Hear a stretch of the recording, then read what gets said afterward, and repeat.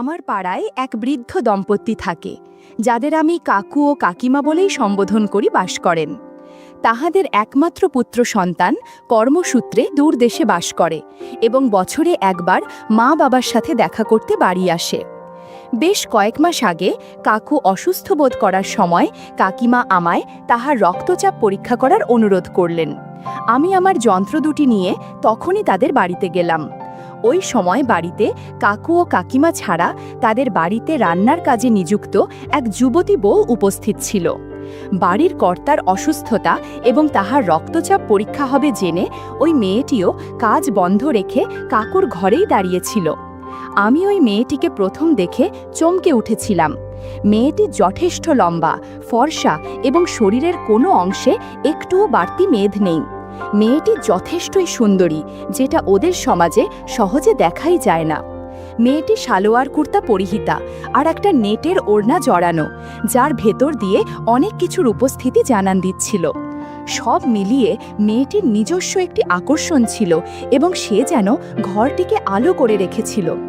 কাকিমা ভাবছিল আমি বোধহয় মেয়েটির সৌন্দর্য ও নবযৌবন দেখে তাকে তাদেরই কোনো নিকট আত্মীয় মনে করেছি। তাই তিনি মেয়েটির সাথে আমার আলাপ করিয়ে দেবার জন্য বললেন, এ রূপশ্রী আমাদের বাড়িতে রান্নার কাজে নিযুক্ত। রূপশ্রী খুব ভালো মেয়ে, ওর 8 বছরের একটি ছেলে আছে। রূপশ্রী আমায় 2 হাত তুলে নমস্কার জানিয়ে মিষ্টি সুরে বলল, দাদা ভালো আছেন তো? আমিও তার অভিবাদনের জবাব দিয়ে বললাম, হ্যাঁ গো, ভালো আছি। তুমি ভালো আছো তো? আমি ভেবেছিলাম রূপশ্রীর বয়স মেরে কেটে 20 থেকে 22 বছর হবে এবং হয়তো 1 বা 2 বছর আগে তার বিয়ে হয়ে থাকবে। কিন্তু যখন সে 8 বছরের সন্তানের জননী, তার অর্থ অন্তত 10 বছর আগে তার বিয়ে হয়ে থাকবে এবং বর্তমানে তার অন্তত 30 বছর বয়স হবে। অথচ এখনও রূপশ্রীকে দেখে 20 বছরের নবযৌবনের মতোই রেখেছে। সারা দিন ধরে ঘরের কাজ এবং বাচ্চা সামলানোর সাথে বাড়ি বাড়ি রান্নার কাজের পরিশ্রমের মাধ্যমে সে নিজেকে কি সুন্দরভাবে ধরে রাখতে পেরেছে। কাকুর রক্তচাপ পরীক্ষা করার সময় আমার দৃষ্টি যন্ত্রের দিকে থাকলেও মনটা কিন্তু রূপশ্রীর মিষ্টি মুখেই আটকে ছিল। যাই হোক, পরীক্ষা করে কাকুর রক্তচাপ মোটামুটি স্বাভাবিকই দেখলাম এবং কাকিমাকে সে কথা জানিয়ে দিলাম।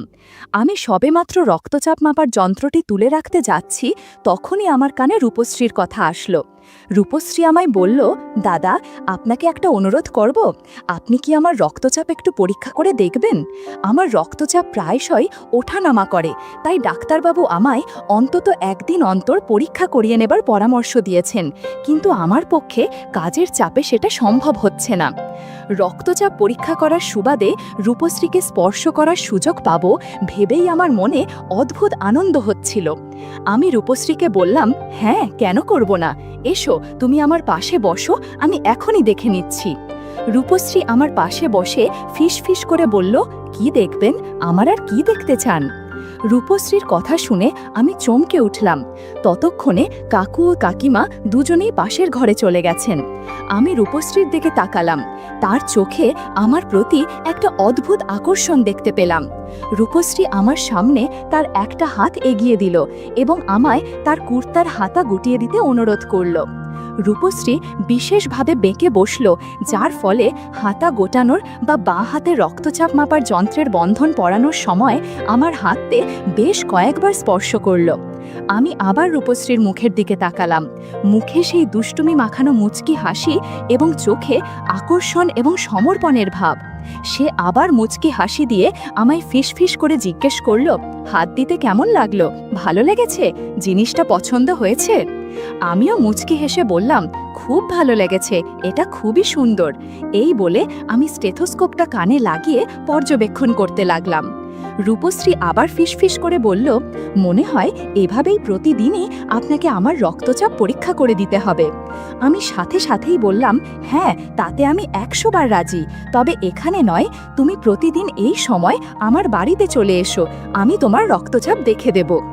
আমি প্রতিদিন ওই সময়ই রূপশ্রীকে আসতে বলেছিলাম, কারণ ওই সময় আমার স্ত্রী শিক্ষকতা করার জন্য বাড়িতে থাকে না এবং আমি একলাই থাকি। আমি রূপশ্রীর রক্তচাপ পরীক্ষা করে দেখলাম মোটামুটি ঠিকই ছিল।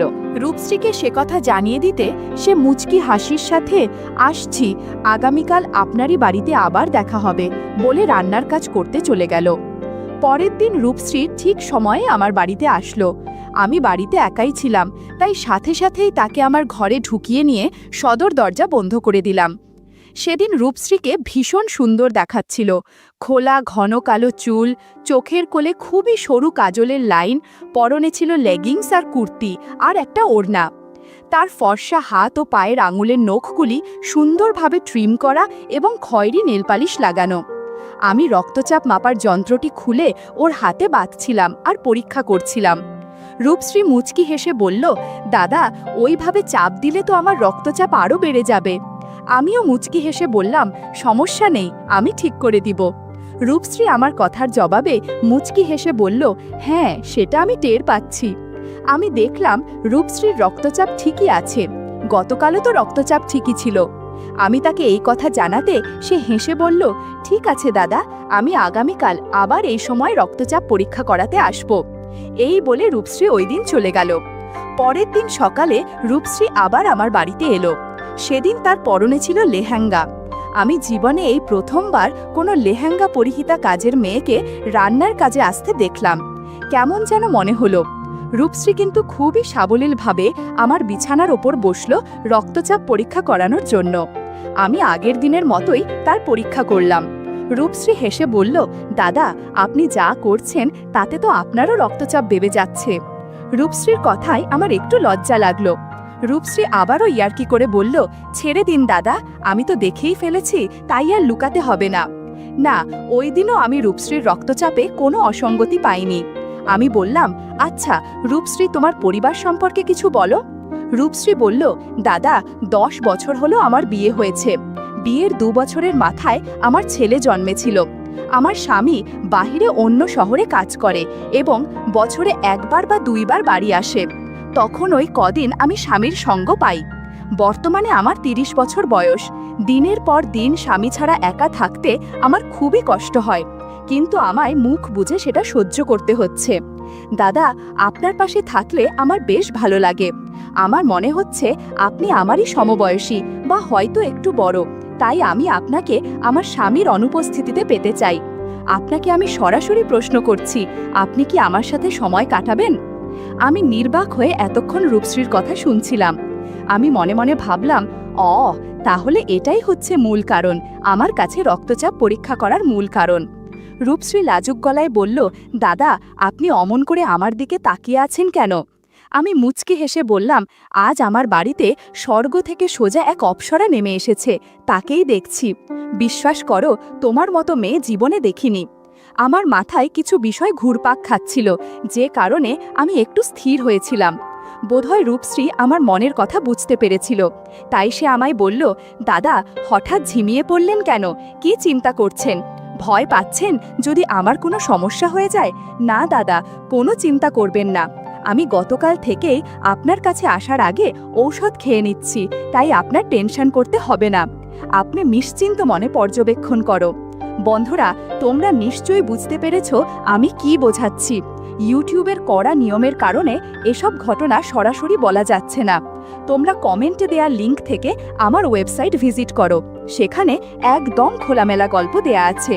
প্রায় 20 মিনিট ধরে রূপশ্রীকে পর্যবেক্ষণ করেছি। আমি সে কথা জানাতেই রূপশ্রী বলল, হ্যাঁ দাদা, আপনি অনেক পরিশ্রম করেছেন, আজকের মতো এ পর্যন্তই থাক।